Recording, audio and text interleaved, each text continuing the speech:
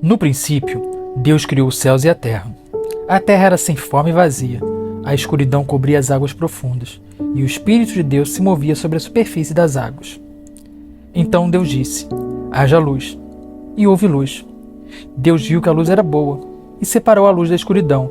Deus chamou a luz de dia e a escuridão de noite. A noite passou e veio a manhã, encerrando o primeiro dia. Então Deus disse: haja um espaço entre as águas para separar as águas dos céus das águas da terra. E assim aconteceu. Deus criou um espaço para separar as águas da terra das águas dos céus. Deus chamou o espaço de céu. A noite passou e veio a manhã, encerrando o segundo dia. Então Deus disse: juntem-se as águas que estão debaixo do céu num só lugar, para que apareça uma parte seca. E assim aconteceu. Deus chamou a parte seca de terra, e as águas de mares. E Deus viu que isso era bom. Então Deus disse: produza a terra vegetação, toda espécie de plantas com sementes e árvores que dão frutos com sementes. As sementes produzirão plantas e árvores, cada uma conforme a sua espécie. E assim aconteceu. A terra produziu vegetação, toda espécie de plantas com sementes e árvores que dão frutos com sementes. As sementes produziram plantas e árvores, cada uma conforme a sua espécie, e Deus viu que isso era bom. A noite passou e veio a manhã, encerrando o terceiro dia. Então Deus disse: haja luzes no céu para separar o dia da noite e marcar as estações, os dias e os anos. Que essas luzes brilhem no céu para iluminar a terra. E assim aconteceu. Deus criou duas grandes luzes, a maior para governar o dia e a menor para governar a noite, e criou também as estrelas. Deus colocou essas luzes no céu para iluminar a terra, para governar o dia, e a noite para separar a luz da escuridão. E Deus viu que isso era bom. A noite passou e veio a manhã, encerrando o quarto dia. Então Deus disse: encham-se as águas de seres vivos, e voem as aves no céu acima da terra. Assim Deus criou os grandes animais marinhos e todos os seres vivos que se movem em grande número pelas águas, bem como uma grande variedade de aves, cada um conforme sua espécie. E Deus viu que isso era bom. Então Deus os abençoou: sejam férteis e multipliquem-se, que os seres encham os mares e as aves se multipliquem na terra. A noite passou e veio a manhã, encerrando o quinto dia. Então Deus disse: produza a terra grande variedade de animais, cada um conforme a sua espécie, animais domésticos, animais que rastejam pelo chão e animais selvagens.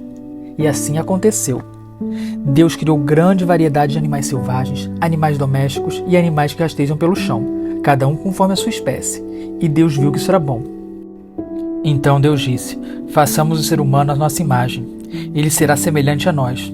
Dominará sobre os peixes do mar, sobre as aves do céu, sobre os animais domésticos, sobre todos os animais selvagens da terra e sobre os animais que rastejam pelo chão.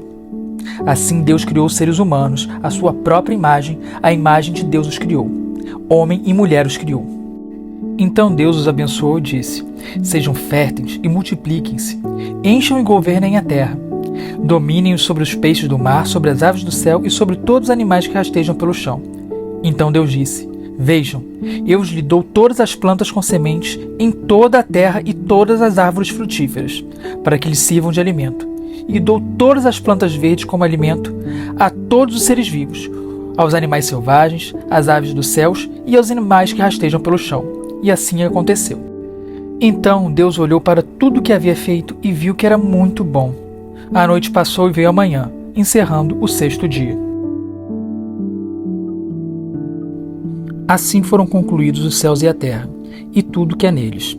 No sétimo dia Deus já havia concluído a obra que realizara, e nesse dia descansou. Abençoou Deus o sétimo dia e o santificou, porque nele descansou de toda a obra que realizara na criação. Esta é a história das origens, dos céus e da terra, no tempo em que foram criados. Quando o Senhor Deus fez a terra e os céus, ainda não tinha brotado nenhum arbusto no campo, e nenhuma planta havia germinado, porque o Senhor Deus ainda não tinha feito chover sobre a terra, e também não havia homem para cultivar o solo. Todavia, brotava a água da terra e irrigava toda a superfície do solo. Então o Senhor Deus formou o homem do pó da terra e soprou em suas narinas o fôlego da vida, e o homem se tornou um ser vivente. Ora, o Senhor Deus tinha plantado um jardim no Éden, para os lados do leste, e ali colocou o homem que formara. Então o Senhor Deus fez nascer do solo todo tipo de árvore agradável aos olhos e boas para o alimento. e no meio do jardim estavam a árvore da vida e a árvore do conhecimento do bem e do mal. No Éden, nascia um rio que irrigava o jardim e depois se dividia em 4.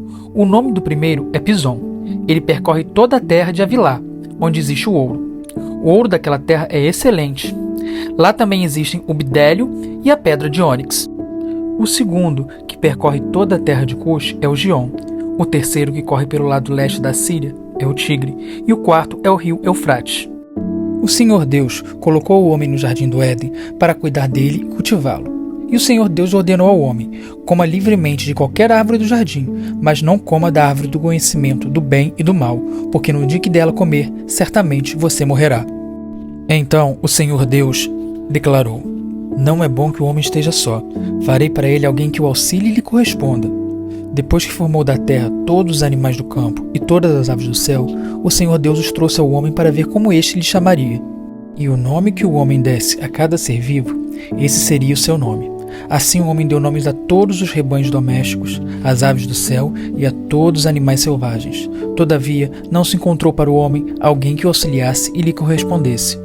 Então o Senhor Deus fez o homem cair em profundo sono.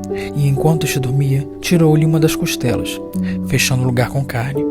Com a costela que havia tirado do homem, o Senhor Deus fez uma mulher e a levou até ele. Disse então o homem: esta sim é osso dos meus ossos, e carne da minha carne. Ela será chamada mulher, porque do homem foi tirada. Por essa razão, o homem deixará pai e mãe e se unirá à sua mulher, e eles se tornarão uma só carne. O homem e sua mulher viviam nus e não sentiam vergonha. Ora, a serpente era o mais astuto de todos os animais selvagens que o Senhor tinha feito. E ela perguntou à mulher: foi isto mesmo que Deus disse? Não coma de nenhum fruto das árvores do jardim? Respondeu a mulher à serpente: podemos comer do fruto das árvores do jardim. Mas Deus disse: não comam do fruto da árvore que está no meio do jardim, nem toquem nele. Do contrário, vocês morrerão. Disse a serpente à mulher: certamente não morrerão.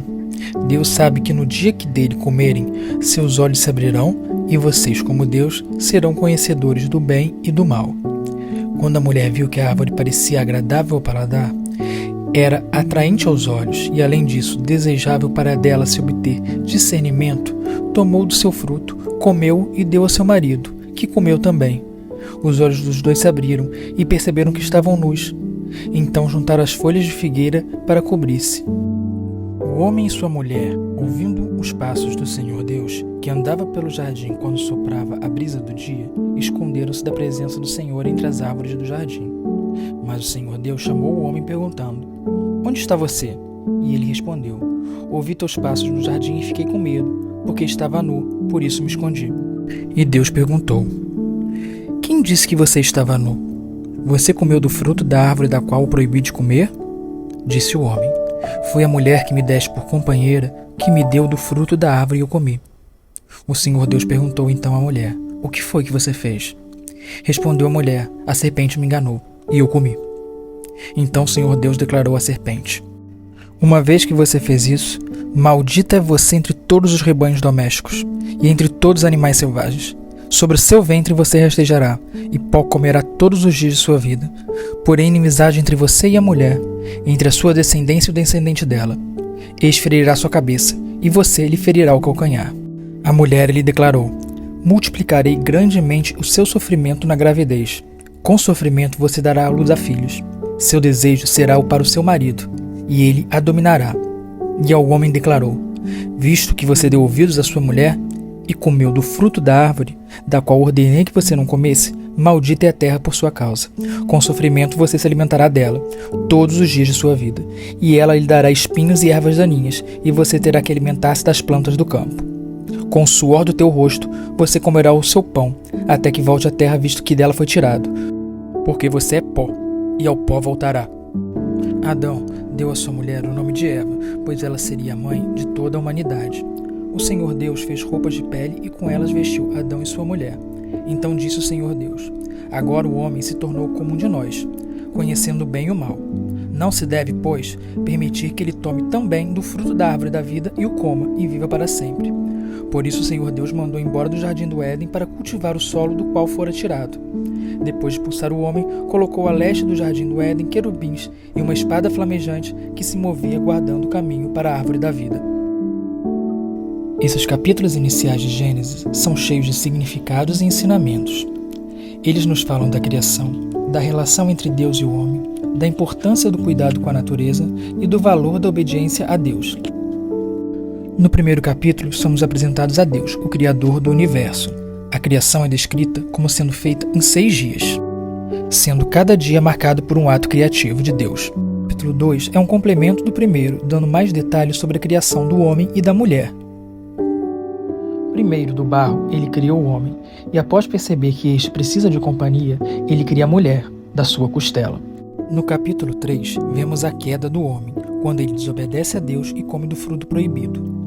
A serpente, que representa o mal, engana a mulher e a faz duvidar da palavra de Deus. A partir daí, a humanidade é condenada ao sofrimento e à morte, mas também é prometida uma redenção futura. Esses capítulos nos lembram de algo muito importante que não deve ser esquecido, que apesar da nossa fragilidade e do pecado, Deus sempre nos ama e deseja nos resgatar para uma vida de plenitude e alegria.